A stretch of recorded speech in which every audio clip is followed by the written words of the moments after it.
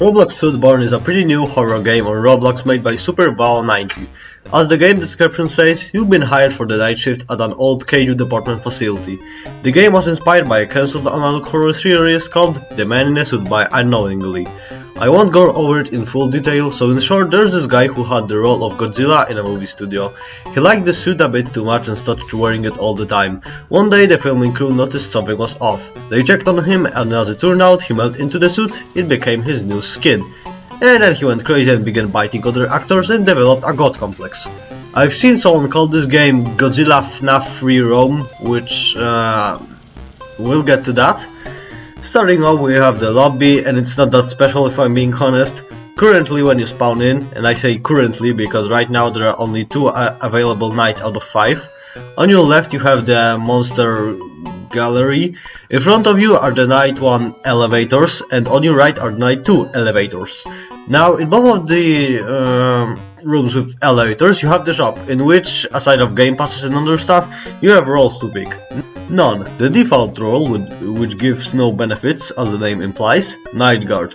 You complete tasks faster, requires 4 completed shifts. Technician. Your flashlight lasts longer and you refuel the generator faster, requires 8 completed shifts. Medic. You have an extra life. Wow. We'll get to that in a moment. Requires 12 completed shifts. Energized. You drank the epic G-Man energy drink. Wait, what? Anyway, you have more stamina with slow recovery speed. Requires 16 completed shifts. And Fearless. Anxiety increases slower and reduces faster. Requires 25 completed shifts. Now, I played these nights before, so I know what to do. And to show you that I'm a true gamer, I'll be doing night 1 solo. Entering the night, you have a tutorial. If the monster sees you, run. Simple. You have your trusty flashlight, which has to be regenerated with batteries around the facility from time to time. You have an anxiety meter that increases slowly over time. At 80 anxiety, you'll start having hallucinations of Godzilla tweaking out, and at 100 anxiety, you'll just die, although that never happened to me. The only way to decrease anxiety is by watching cameras. Around the building are closet rooms that you can hide in. Godzilla can't open the doors to them for whatever reason, but you can't really camp there the whole game while your teammates do everything for you because anxiety will kill you. There's also this generator which you have to keep fueled. If you don't, lights turn off and cameras stop working, so make sure to manage your anxiety and the generator's power. And here's the thing, probably no one understands why it exists. Time won't pass while the generator isn't powered.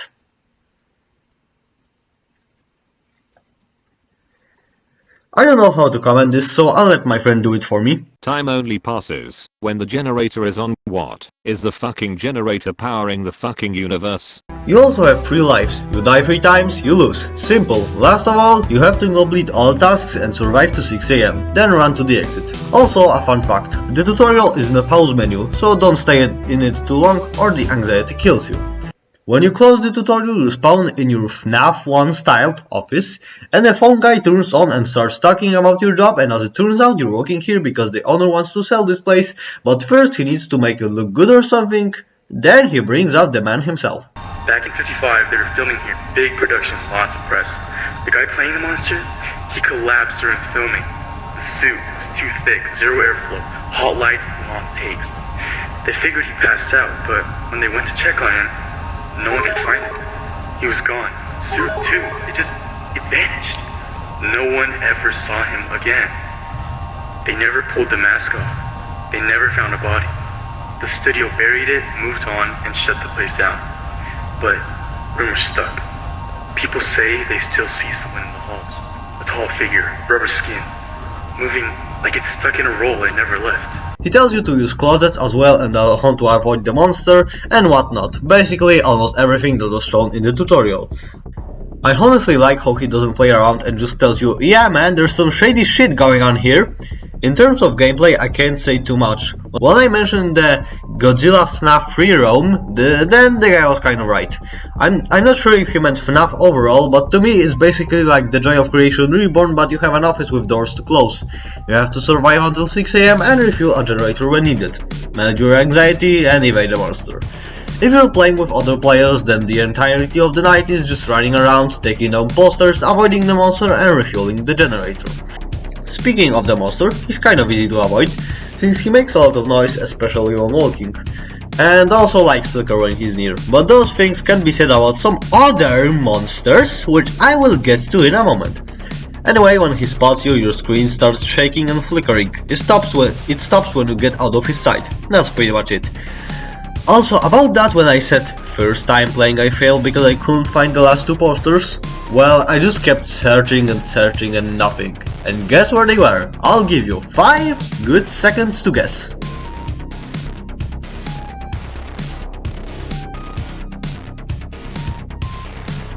Did you guess restrooms? No? Because that's right! The last 2 posters were in the restrooms. Who the hell thought, yes, let's put a Godzilla poster in our restroom. I'm sure someone wants to have Godzilla from a poster watch them shit!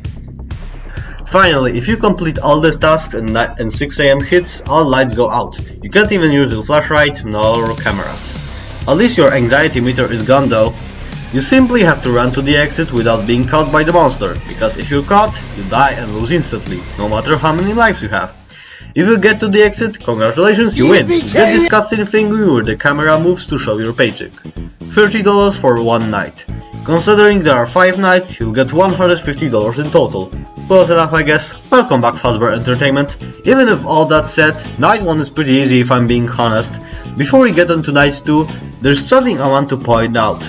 You have a good memory, and remember that I said, when he spots you, your screen starts shaking? Well then, this also applies when you're not being chased. For some reason, sometimes when you're running, your screen shakes and wobbles a lot. And I do mean a lot. I don't know what causes this, but you don't have to be a genius to know that this is very annoying. As a side note, I got my night guard roll. Now on to night 2, which I'll be doing duo with my friend, because I'm not that insane to attempt it solo. That's because the difficulty spike in this game is pretty big, at least in my opinion, considering it's only the second night. When you enter night 2, the phone guy tells you that our paycheck has been raised by 10 cents. He has to be joking, right? And after that he says that the construction crew discovered a hidden wall and behind it a whole basement. The higher ups want it open because there's some kind of cybot suit that you have to build for some reason. Phone guy warns you that there are no cameras down there, I wonder why, and keywords here. And listen, we don't have cameras down there, and whatever's in that basement, it's quiet. It doesn't make noise unless it wants to, so keep your ears sharp. Remember when I mentioned the other monsters? Yeah, we're about to talk about them. In terms of the ground floor, the only thing that has changed is that there is an endoskeleton in trial chamber 1B now, so you just walk around and search for the basement key. You open it and the night truly begins. The basement is really big. You can enter vents and use them as shortcuts to rooms. There are also tape recordings. Welcome, sir. Can you state your name to the device? My name is... State your role. I'm auditioning for the suit. Good. You signed the papers and such, correct? Yes. Yes, I am. Perfect. I just need to ask you a few more questions before we're done.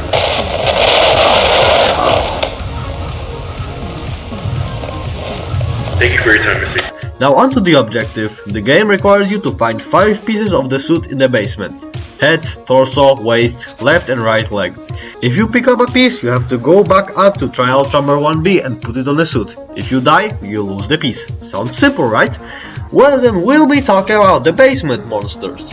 The Aggerssion suit monsters, Bart and Dart, roam around the basement. They act just like Godzilla. They can enter vents. They can't leave the basement though, and Godzilla can't enter the basement, so you're safe on the stairs. There's a very high chance you'll often get into a situation like this.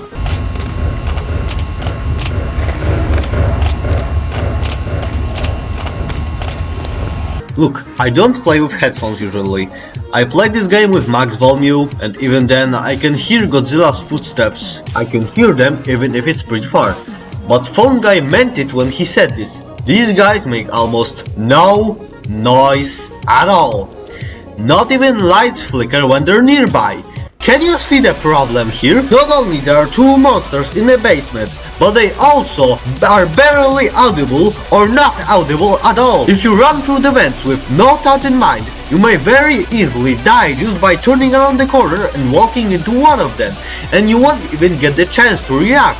You may think I'll just play it slowly. Too bad, because I'm here to remind you about the existence of anxiety, and if it reaches 100, you die! If you take too long, it will be dangerously high, and when you start frantically running back towards the office to lower it, there's a very high chance you'll walk into Dart or Bart and die. You may have 3 lives, but this is still bullshit! But maybe that's supposed to be the horror element, not knowing where the monster is. And I just have a skill issue? I guess that's debatable. Now, can you imagine what it's like to play Nights 2 solo? I know it's possible because I've seen someone do it, but still. I didn't try it myself, but I can tell that the anxiety and generator power management here is even harder, due to the new building section you have to be in and search for the suit pieces. Combine that with the monster you have to avoid, you're put under so much pressure to the point where, I don't know, playing the Joy of Creation Reborn is probably less stressful than this. It might be easier with Fearless or Energized though. Anyway, when you're done collecting the pieces and put them on this endoskeleton, something very unexpected happens and it comes to life. Who'd have thought? You have just built yourself another problem to worry about. Congratulations! Not like you had a choice though, so no one will blame you. My advice is to wait with assembling the suit until around 5:45 or somewhere near that. And another piece of advice is to not stand at the exit door when all tasks are completed and 6 AM hits, because this happens.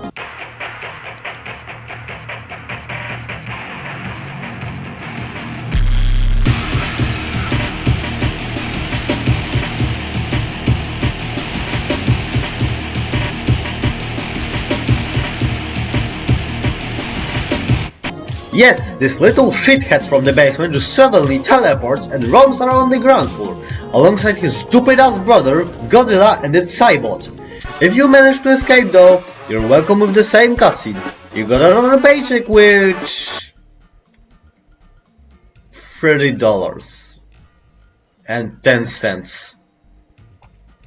Phone guy was serious. Holy shit, man, at this point I don't know whether it's better to work at Fazbear Entertainment or Acto Studios. Like, they both give you minimum paycheck, put you in danger, don't care about your safety and all that. I mean, at least the kaiju suits are a bit safer. They may not have ventilation and whatever, but at least you can move freely. Which can't be said about Fazbear Entertainment's Springlock suits, where not only do you have very limited movement, but literally forging inside one can and most likely will trigger the Springlocks to go off and you'll fucking die! Before I get to the conclusion, first take a look at Cybot's description in the gallery. Utilizing facial recognition to identify unauthorized stuff, it will automatically become hostile and will initiate an attack to remove any detected threats, making it worth quite a fortune. Well, cool! Too bad we are unauthorized stuff as well!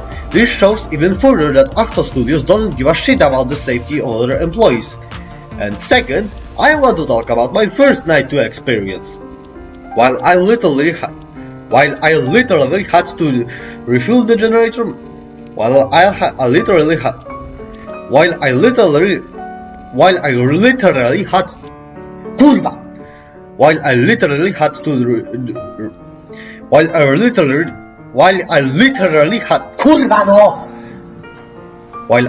to refuel the generator myself and look for the pieces myself as well. Meanwhile, they were just sitting in the office doing jack shit, looking through cameras to lower their anxiety. Well, I'm pretty sure one of them did something, but the other, nothing. Fucking nothing. Now finally, in conclusion, what do I think about this game? It's good, and you should give it a shot if you're into free roam horror. Alright, bye!